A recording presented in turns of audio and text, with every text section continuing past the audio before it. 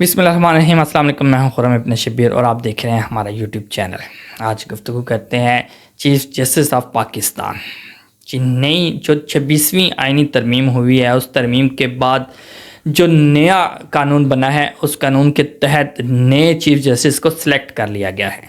जी हाँ, justice Mansoor Ali Shah, justice Munib Akhtar और justice यक्षा Afridi जो हैं, ये तीन ऐसे जज थे जो सीनियर तरीन जज शुमार किए जाते थे। इन तीनों जजेस में से जो अफरीदी साहब है, इनका नंबर तीसरा आता था, लेकिन जो कमेटी बनाई गई थी उस कमेटी ने इनको मुंतखब कर लिया है, बल्कि नामजद कर दिया है। 26वीं आइनी तरमीम के मुताबिक खसूसी पार्लिमानी कमेटी की जानिब से तजवीज़ करता जो नाम थे, उनकी समरी सबसे पहले वज़ीर आज़म शहबाज शरीफ को अरसाल की गई थी। उन्होंने इसको मंजूर किया, दस्तखत किए और दस्तखत करने के बाद सदर के पास भेज दिए। सदर आसिफ अली ज़रदारी साहब ने भी इसको तस्दीक कर लिया गया है और इस पर मोहर लगा दिया, साइन कर दिए हैं। अब वो पाकिस्तान के चीफ जस्टिस हैं। बात करते हैं चीफ जस्टिस यक्षा अफरीदी कौन है, वो नामज़द कैसे हुए, क्या तरीक़ाकार हुआ, ये एक अलग बहस है। इनके नामज़द होने पर या इनके मुकर्रर होने पर बहुत सारी जगहों पे खुशी भी मनाई गई, क्योंकि कहा जा रहा है कि ये अभी तक इन्होंने अपने आप को इख्तलाफ से बाहर रखा है, किसी भी वाक़ये पे इख्तलाफी नहीं रहे ये। लेकिन कुछ हलकों में वकला ने एहतजाज भी किया और हुकूमत की इस बात को तस्लीम नहीं किया।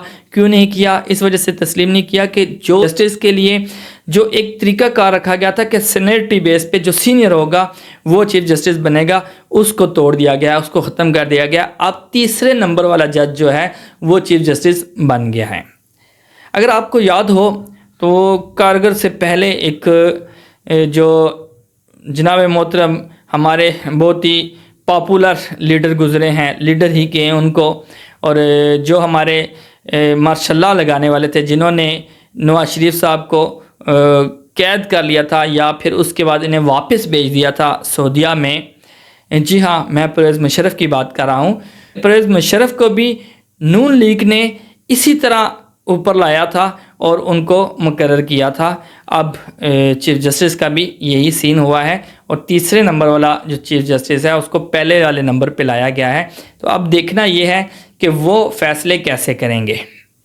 खैर, इस पे बात करते हैं जी कि अफरीदी साहब कौन हैं। इस हवाले से बात करते हैं जी कि पाकिस्तान के सूबा खैबर पख्तूनख्वा के ज़िला डेरा इस्माइल ख़ान से तल्लुक़ रखने वाले जस्टिस यक्षा अफरीदी बतौर चीफ जस्टिस नामजदगी के वक्त सुप्रीम कोर्ट में सीनियरिटी के लिहाज से तीसरे नंबर पर थे। जस्टिस अफरीदी ने इब्तदाई तालीम लाहौर के कॉलेज जस्टिस से हासिल की।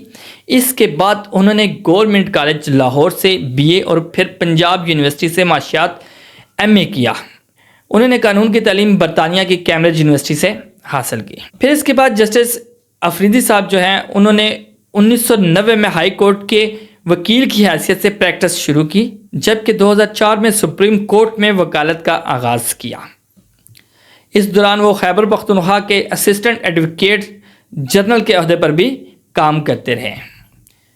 सन 2012 में जब जस्टिस अफरीदी को पेशावर हाई कोर्ट का मुस्तकिल जज तैनात किया गया तो उन्होंने इस लॉ फर्म से अलहदगी इख्तियार कर ली। सन 2010 में पेशावर हाई कोर्ट का एडिशनल जज तैनात होने से पहले वो अफरीदी शाह और मिनल्ला लॉ फर्म का हिस्सा थे। ये वही अदारा है जिसके दीगर दो शराकतदार वकील यानी मंसूर अली शाह और अत्तर मिनल्ला भी जस्टिस अफरीदी के साथ सुप्रीम कोर्ट के जज बने। साबिक वज़ीर आज़म इमरान खान को सन 2022 में तहरीक के अदम एतमाद के बाइस निकाला गया, तो इसके बाद मई 2022 में PTI ने इस्लामाबाद में एहतजाज का ऐलान किया था और इमरान खान ने अपने वकला के ज़रिए सुप्रीम कोर्ट को ज़िली इंतज़ामिया के साथ होने वाले मुआहदे पर अमल दरामद करने की यकीन दहानी करवाई थी, लेकिन पाकिस्तान तहरीक इंसाफ ऐसा नहीं कर सकी थी। इस वक्त का हुक्मरान इत्तेहाद यह मामला लेकर सुप्रीम कोर्ट गया और इस वक्त के चीफ जस्टिस उमर अता बंदेहाल की सरबराही में 5 रुकनी बेंच में जस्टिस यक्षा अफरीदी भी शामिल थे। इस मामले को निपटाते हुए इस वक्त के चीफ जस्टिस समेत 4 जजेस ने पाकिस्तान तहरीक इंसाफ की क़यादत के खिलाफ कोई कार्रवाई नहीं की थी। ताहम जस्टिस अफरीदी ने अपने इख्तलाफी नोट में लिखा था कि चूँकि PTI की क़यादत نے سپریم کورٹ کو یقین دہانی کروانے کے باوجود وعدہ خلافی کی، اس لیے عمران خان کے خلاف توہین عدالت کی کارروائی شروع کی جائے۔ جسٹس یحییٰ افریدی کی عمر اس وقت 59 سال ہے اور چیف جسٹس کے بطور نام کے منظور ہونے پر انہیں ریٹائرمنٹ کی مقررہ عمر تک پہنچنے سے 3 برس قبل ہی ریٹائر ہونا پڑے گا۔